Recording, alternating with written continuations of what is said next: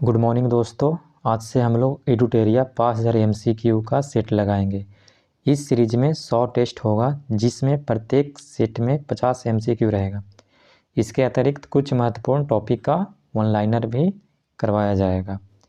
चलिए स्टार्ट करते हैं। देखिए क्वेश्चन नंबर 1। देखिए क्वेश्चन नंबर 1, भारत के साथ व्यापार करने का चार्टर महारानी एलिजाबेथ द्वारा कब दिया गया? तो इसका आंसर हो जाएगा बी हो जाएगा 31 दिसंबर 1600। उसके बाद क्वेश्चन नंबर 2 देखिए, भारतीय राष्ट्रीय आंदोलन के प्रारंभ से ही उग्र राष्ट्रवादियों का भी वर्ग था, निम्न में से कौन नहीं शामिल है? तो इसका आंसर हो जाएगा सी गोविंद रनाडे। ये उग्र राष्ट्रवादियों में शामिल नहीं थे। बाकी बाल गंगाधर तिलक, लाला लाजपत राय और बिपिन चंद्र पाल, ये तीनों उग्र राष्ट्रवादियों में शामिल थे। उसके बाद क्वेश्चन नंबर 3 देखिए, 1916 में कांग्रेस और मुस्लिम लीग के बीच लखनऊ समझौता हुआ, उसके कौन से परिणाम बाद में घातक सिद्ध हुए? तो इसका आंसर क्या होगा सही? देखिए ये में क्या है, कांग्रेस और मुस्लिम लीग में परस्पर सहयोग में वृद्धि, ये ऐसा हुआ था, ये गलत है, ऐसा नहीं हुआ था। उसके बाद बी में क्या है, समझौता होने पर भी कटुता में वृद्धि, ये भी गलत है। उसके बाद सी देखिए, कांग्रेस द्वारा मुसलमानों के प्रति संतुष्टिकरण की नीति का आरंभ, ये सही है, सी हो जाएगा इसका आंसर। उसके बाद देखिए क्वेश्चन नंबर 4, व्यक्तिगत सत्याग्रह किस गवर्नर जनरल के काल में हुआ था? तो इसका आंसर क्या हो जाएगा? 4 का आंसर सी हो जाएगा, लॉर्ड लिनलिथगो के समय। उसके बाद देखिए क्वेश्चन नंबर 5, भारतीय राष्ट्रीय कांग्रेस की पूर्ववर्ती संस्थाओं में सबसे पहली और प्रमुख संस्था थी। तो इसका आंसर क्या होगा? 5 का सी हो जाएगा, ब्रिटिश इंडियन एसोसिएशन। ये कांग्रेस से पूर्ववर्ती संस्थाओं में सबसे महत्वपूर्ण संस्था थी। उसके बाद देखिए क्वेश्चन नंबर 6, साइमन कमीशन की सिफारिश के संदर्भ में निम्नलिखित में से कौन सा कथन सही है? इसमें से सही कथन को चुनना है। तो ए में देखिए, ए में क्या है, इसने प्रांतों में द्वैत शासन को उत्तरदायी सरकार द्वारा प्रतिस्थापित करने की संतुति की, ये ऐसा था, ये गलत है, ऐसा नहीं था। उसके बाद देखिए बी में, इसने गृह विभाग के अधीन अंतर प्रांतीय परिषद स्थापित करने का सुझाव दिया, ये भी गलत है, ऐसा नहीं था। उसके बाद देखिए सी, इसने केंद्र में द्विसदन विधायिका के उन्मूलन का सुझाव दिया था, ये सही है, सी हो जाएगा इसमें, सी सही है। उसके बाद देखिए क्वेश्चन नंबर 7, देखिए, Dadabhai Naoroji British House of Commons के लिए चुने जाने वाले पहले भारतीय थे, उन्होंने किस पार्टी के टिकट पर चुनाव जीता? तो इसका आंसर क्या होगा? 7 का आंसर डी हो जाएगा, लिबरल पार्टी। लिबरल पार्टी के टिकट पर दादा भाई नौरोजी ने ब्रिटिश हाउस ऑफ कॉमन के चुनाव जीते थे। उसके बाद क्वेश्चन नंबर 8 देखिए, भारत पर हुनों का प्रथम आक्रमण किस शासक के समय हुआ? तो इसका आंसर क्या होगा? इसका आंसर हो जाएगा सी हो जाएगा, 8 के सी हो जाएगा आंसर, यानी स्कंदगुप्त के समय हुनों का आक्रमण हुआ था। अब देखिए क्वेश्चन नंबर 9, ऐहोल अभिलेख किस शासक से संबंधित है? ऐहोल अभिलेख किस शासक से संबंधित है? तो इसका आंसर हो जाएगा सी हो जाएगा, पुलकेशिन द्वितीय। उसके बाद देखिए क्वेश्चन नंबर 10, सत्यमेव जयते किस उपनिषद में संग्रहित है? तो ये किस में है? मुंडको उपनिषद में, मुंडको उपनिषद में, आंसर हो जाएगा डी। उसके बाद 11 नंबर देखिए, महावस्तु महाबुद्ध का जीवन वृतांत है, इसका संबंध किस शाखा से है? तो इसका संबंध महायान शाखा से है, यानी आंसर ये हो जाएगा। उसके बाद 12 नंबर देखिए, अकबर द्वारा बनाए गए उपासना भवन का क्या नाम था? तो इसका आंसर क्या होगा? इसका आंसर सी हो जाएगा, इबादत खाना। अकबर द्वारा जो बनाया गया था उपासना भवन, उसका नाम इबादत खाना था। उसके बाद क्वेश्चन नंबर 13 देखिए, सुप्रसिद्ध संगीतकार तानसेन और बैजू बावरा किसके शासनकाल में सुविख्यात थे? तो किसके शासनकाल में थे ये लोग? अकबर के शासनकाल में। आंसर सी हो जाएगा। उसके बाद 14 नंबर देखिए, न्यू कैसल पोर्ट जो दुनिया का सबसे बड़ा कोयला निर्यात बंदरगाह है, यह किस देश में स्थित है? तो यह कहाँ स्थित है? ऑस्ट्रेलिया में स्थित है, ऑस्ट्रेलिया में। आंसर बी हो जाएगा। उसके बाद 15 नंबर देखिए, देशांतर रेखाओं के संबंध में कौन सही है? देशांतर रेखाओं के संबंध में कौन सही है? तो देखिए, ये में क्या है, यह अक्षांश रेखाओं के समानांतर होती है, ये गलत है। ये क्या है? गलत। इसकी संख्या 180, ये भी गलत है, इसकी संख्या 180 नहीं 360 होता है। उसके बाद देखिए, देशांतर रेखा दूरी को प्रदर्शित करता है, ये गलत है। फिर डी में देखिए, देशांतर के मध्य सर्वाधिक दूरी विषुवत रेखा पर होती है। देशांतर के मध्य सर्वाधिक दूरी कहाँ होता है? विषुवत रेखा पर होता है, ये सही है। उसके बाद देखिए क्वेश्चन नंबर 16। क्वेश्चन नंबर 16 देखिए, उत्तर से शुरू कर दक्षिण की ओर नीचे दी गई पहाड़ियों का सही अनुक्रम कौन सा है? तो देखिए, इसमें पहाड़ी कौन कौन सा है? नल्ला मल्ला पहाड़ी, नल्ला मलाई पहाड़ी, नीलगिरी पहाड़ियाँ, जावदी पहाड़ियाँ और अन्नामलाई पहाड़ियाँ। तो इसको क्रम से सजाना है, उत्तर से दक्षिण। तो इसका देखिए आंसर होगा, इसका आंसर हो जाएगा सी हो जाएगा। इसका आंसर सी हो जाएगा। यानी पहले क्या है, ये देखिए, ये भारत हो गया, यहाँ पे क्या है? नल्ला मल्ला है, उसके बाद यहाँ पे नीलगिरी है, नीलगिरी के बाद यहाँ पे जवादी है, उसके बाद नीचे क्या है? अन्नामलाई। सबसे नीचे में क्या है? अन्नामलाई पहाड़ी है, यानी आंसर इसका सी हो गया। उसके बाद देखिए क्वेश्चन नंबर 17। क्वेश्चन नंबर 17 देखिए, निम्नलिखित में कौन सी नदी अपने मार्ग बदलने के लिए प्रख्यात है? तो ये कोसी हो जाएगा। उसके बाद देखिए क्वेश्चन नंबर 18, किस मृदा प्रारूप में लोहे की अतिरिक्त मात्रा होने के कारण अनुर्वरक हो जाती है? तो इसमें क्या होगा इसका आंसर? 18 का आंसर सी हो जाएगा, लेटेराइट मृदा, लेटेराइट मृदा हो जाएगा, यानी सी हो जाएगा इसका आंसर। उसके बाद देखिए 19 नंबर, प्रकाश के संबंध में कौन सा कथन सत्य है? प्रकाश के संबंध में कौन सा कथन सत्य है? तो ए में देखिए, यह एक विद्युत चुंबकीय तरंग है, ये सही है। बी में यह एक कण प्रकृति की होती है, ये भी सही है। और सी में क्या है? यह ऊर्जा का एक रूप है, ये भी सही है, यानी इसका आंसर डी हो जाएगा। उपयुक्त सभी सही इसमें। उसके बाद 20 नंबर देखिए, बायोगैस संयंत्र में निम्नलिखित में से कौन सी प्रक्रिया होती है? तो बायोगैस संयंत्र में किण्वन की प्रक्रिया होती है, किण्वन की प्रक्रिया होती है, ये हो जाएगा आंसर। उसके बाद देखिए क्वेश्चन नंबर 21, एक वर्ग में ऊपर से नीचे की ओर आने पर परमाणु का आकार क्या होता है? बढ़ता है कि घटता है? तो इसका आंसर क्या हो जाएगा? 21 का ए हो जाएगा, परमाणु का आकार बढ़ता है। उसके बाद 22 नंबर देखिए, वायुमंडल में प्रकाश की विसरण का कारण है? तो प्रकाश का विसरण का कारण है धूलकण, वायुमंडल में धूलकण के कारण प्रकाश का विसरण होता है। उसके बाद देखिए क्वेश्चन नंबर 23, किसी भी यौगिक का ऑक्सीकरण संख्या होता है? किसी भी यौगिक का ऑक्सीकरण संख्या होता है, तो ऑक्सीकरण संख्या 0 होता है। उसके बाद 24 नंबर देखिए, सर्प विरोधी सुई किस तत्व का एक यौगिक है? सर्प विरोधी सुई किस तत्व का एक यौगिक है? तो इसका आंसर हो जाएगा ए हो जाएगा, स्वर्ण यौगिक। उसके बाद देखिए 25 नंबर, दाब का विमीय सूत्र, दाब का विमीय सूत्र, दाब का विमीय सूत्र, इसका आंसर क्या होगा? इसका आंसर बी हो जाएगा। उसके बाद देखिए 26 नंबर, जैव सेल क्या है? जैव सेल क्या है? तो क्या है? कोयला है जैव सेल।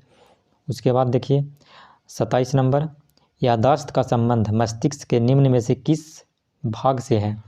तो किस भाग से है? सेरेब्रम से है, तो इसका 27 का आंसर डी हो जाएगा, 27 का डी, सेरेब्रम से। और उसके बाद 28 नंबर देखिए, एक जीवाश्म पक्षी का नाम बताइए जो एक पक्षी की तरह दिखता है लेकिन सरीसृप के जैसी अन्य विशेषताएं होती है। तो इसका आंसर क्या होगा? 28 का आंसर बी हो जाएगा, आर्कियोपटेरिस। क्वेश्चन नंबर अगला देखिए 29 नंबर, मानव शरीर में सर्वाधिक मात्रा में पाए जाने वाला तत्व, मानव शरीर में सर्वाधिक मात्रा में पाया जाने वाला तत्व, तो इसका आंसर क्या हो जाएगा? ऑक्सीजन सर्वाधिक मात्रा में पाया जाता है। उसके बाद 30 नंबर देखिए, परिपथ के किन्हीं दो बिंदुओं के बीच विभवांतर मापने के लिए किसका प्रयोग किया जाता है? तो किसका प्रयोग किया जाता है? 30 का आंसर क्या हो जाएगा? 30 का आंसर बी हो जाएगा, वोल्ट मीटर का प्रयोग किया जाता है विभवांतर मापने के लिए। उसके बाद देखिए क्वेश्चन नंबर 31, आपातकाल के दौरान मौलिक अधिकारों का निलंबन कौन कर सकता है? तो राष्ट्रपति कर सकता है मौलिक अधिकार का निलंबन आपातकाल के दौरान। उसके बाद देखिए 32 नंबर, प्राक्कलन समिति के सदस्यों का कार्यकाल कितने वर्ष का होता है? तो प्राक्कलन समिति का सदस्यों का कार्यकाल 1 वर्ष का होता है। उसके बाद देखिए क्वेश्चन नंबर 33, निम्नलिखित में से किसके अनुमोदन से भारत की संचित निधि से पैसा निकाला जाता है? तो किसके अनुमोदन से? संसद के अनुमोदन से संचित निधि से पैसा निकाला जाता है। उसके बाद 34 नंबर देखिए, भारतीय संविधान में विपक्ष समता किस देश के संविधान से लिया गया है? तो ये जर्मनी से लिया गया है, तो आंसर इसका डी हो जाएगा, जर्मनी हो जाएगा। उसके बाद देखिए क्वेश्चन नंबर 35, संविधान संशोधन प्रक्रिया संविधान के किस भाग में उल्लेख किया गया है? तो किस भाग में? भाग 20 में उल्लेख किया गया है संविधान संशोधन की प्रक्रिया। अब देखिए क्वेश्चन नंबर 36, सुमेलित करना है, सुमेलित करना है तो इसमें देखिए ए का क्या हो जाएगा? भाषाओं का उल्लेख, भाषाओं का उल्लेख 8वीं अनुसूची में है, 2 हो जाएगा, ए का 2 हो जाएगा, ए का 2, ए का 2, ए का 2, यानी ये नहीं होगा, एक नहीं होगा, ये भी नहीं होगा, बी और सी हो सकता है। अब आगे देखिए दल बदल निरोध अधिनियम, दल बदल निरोध अधिनियम, तो ये 10वीं अनुसूची में है, 10वीं अनुसूची में, यानी बी का 1 हो गया, बी का 1 हो गया। उसके बाद देखिए सी में 73वां संविधान संशोधन अधिनियम, ये 11वीं अनुसूची में है, यानी सी का 4 हो जाएगा, सी का 4, देखिए सी का 4 ये। उसके बाद देखिए डी भूमि सुधार अधिग्रहण संबंधित अधिनियम, तो भूमि सुधार 9वीं अनुसूची में, यानी 3 हो जाएगा, तो इसका आंसर क्या हो गया? बी हो जाएगा, इस आंसर बी हो जाएगा। उसके बाद देखिए क्वेश्चन नंबर 37, क्वेश्चन नंबर 37 देखिए, 1833 के चार्टर अधिनियम के अंतर्गत प्रथम विधि आयोग का गठन किसके अध्यक्षता में किया गया? तो ये लॉर्ड मैकाले के अध्यक्षता में किया गया था, आंसर बी हो जाएगा। उसके बाद क्वेश्चन नंबर 38, निम्न में से कौन सी औषधि क्रांति प्याज और झींगा उत्पादन से संबंधित है? तो इसका आंसर हो जाएगा गुलाबी क्रांति, सी हो जाएगा आंसर। उसके बाद 39 नंबर देखिए, निम्नलिखित में से किन 2 संस्थाओं को ब्रेटन वुड जुड़वा के नाम से जाना जाता है? यानी ब्रेटन वुड सम्मेलन के दौरान किस किस संस्था का गठन हुआ था? तो इसका IMF और वर्ल्ड बैंक का गठन हुआ था, यानी आंसर इसका सी हो जाएगा। अब क्वेश्चन नंबर 40 देखिए, क्वेश्चन नंबर 40, किस वर्ष भारतीय रिजर्व बैंक का राष्ट्रीयकरण हुआ? किस वर्ष भारतीय रिजर्व बैंक का राष्ट्रीयकरण हुआ? तो ये हुआ था 1949 में।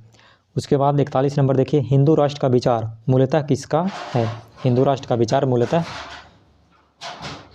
किसका है? तो इसका आंसर हो 41 का ए हो जाएगा। उसके बाद देखिए क्वेश्चन नंबर 42, भारत में आयकर है, भारत में आयकर है, तो भारत में आयकर प्रत्यक्ष और प्रगतिशील है।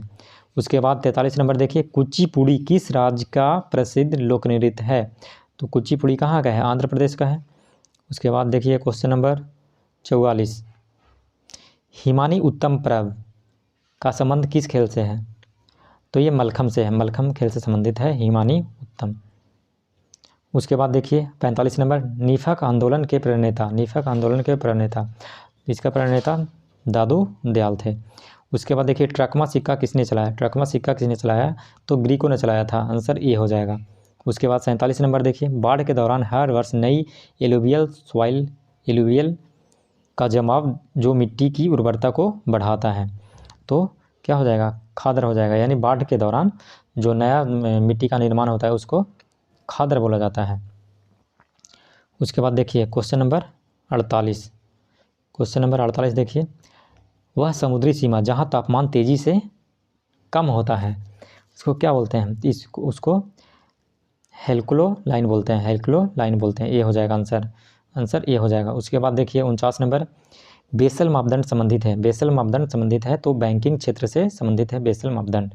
उसके बाद 50 नंबर देखिए, इंग्लिश में पहली बार औद्योगिक क्रांति शब्द का प्रयोग किसने किया? तो इसका आंसर हो जाएगा 50 का आंसर डी हो जाएगा, अर्नोल्ड टॉइनबी ने किया था। अब हम लोग देखेंगे वन लाइनर। देखिए वन लाइनर अब हम लोग देखते हैं। देखिए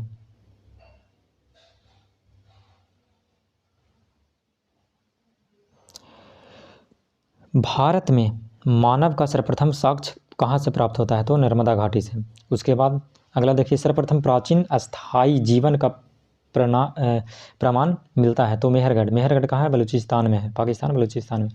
एक ही कब्र से 3 मानव कंकाल के अवशेष मिले हैं तो कहाँ से मिले हैं? दमदमा से मिले हैं। उसके बाद देखिए, गर्त आवास के साक्ष्य कहाँ से मिले हैं? बुर्जहोम यानी जम्मू कश्मीर से मिला है। उसके बाद देखिए, बुर्जहोम में ये नवपाषाण कालीन स्थल था। उसके बाद मानव के साथ कुत्ते दफनाने का साक्ष्य प्राप्त हुआ कहाँ से? बुर्जहोम से। जूता हुआ खेत का साक्ष्य प्राप्त हुआ कालीबंगा से। जूता हुआ खेत का साक्ष्य कालीबंगा से प्राप्त हुआ। उसके बाद देखिए, अग्निकुंड का साक्ष्य प्राप्त हुआ। अग्निकुंड का साक्ष्य कालीबंगा और लोथल दोनों जगह से प्राप्त हुआ है। उसके बाद देखिए, युग्म समाधि या फिर युगल समाधि का प्रमाण प्राप्त हुआ तो कालीबंगा और लोथल से प्राप्त हुआ है। उसके बाद देखिए, नक्काशीदार ईंटों का प्रयोग का साक्ष्य प्राप्त हुआ है तो नक्काशीदार ईंटों का प्रयोग हुआ था कालीबंगन में। उसके बाद देखिए, नर्तकी की कांस्य मूर्ति का साक्ष्य कहाँ से मिला है? तो मोहनजोदड़ो से मिला है। कहाँ से? मोहनजोदड़ो से मिला है। उसके बाद देखिए उसके बाद अगला क्वेश्चन देखिए, शवों को दफनाने की प्रथा प्रचलन था तो हड़प्पा में। शवों को हड़प्पा में दफनाने का प्रथा था और ये जलाने का प्रथा मोहनजोदड़ो में था। उसके बाद देखिए, 3 मुख वाला देवता की मूर्ति प्राप्त हुई तो कहाँ से? मोहनजोदड़ो से प्राप्त हुआ है। उसके बाद देखिए, मिट्टी द्वारा निर्मित हल का साक्ष्य प्राप्त हुआ है तो मिट्टी का हल कहाँ से प्राप्त हुआ है? बनवाली से प्राप्त हुआ है। उसके बाद देखिए, उन्नत जल प्रबंधन का साक्ष्य प्राप्त हुआ तो कहाँ से? धौलावीरा से। उसके बाद देखिए, शैलकृत सत्यापन के प्राचीन प्रमाण प्राप्त हुए तो कहाँ से? धौलावीरा से प्राप्त हुआ है। उसके बाद देखिए, हड़प्पा कालीन स्थल जो 3 भागों में विभक्त था। हड़प्पा कालीन स्थल जो 3 भागों में विभक्त था तो कहाँ के स्थल विभक्त था? धौलावीरा के स्थल 3 भागों में विभक्त था। उसके बाद अगला पॉइंट देखिए, कृषि का प्रथम साक्ष्य मिलता है। कृषि का प्रथम साक्ष्य मिलता है तो कहाँ से मिलता है? मेहरगढ़ से मिलता है और यहीं से अस्थाई जीवन का भी साक्ष्य मिलता है। उसके बाद देखिए, चावल का प्राचीनतम साक्ष्य प्राप्त हुआ है तो कुलडीहवा उत्तर प्रदेश से प्राप्त हुआ है।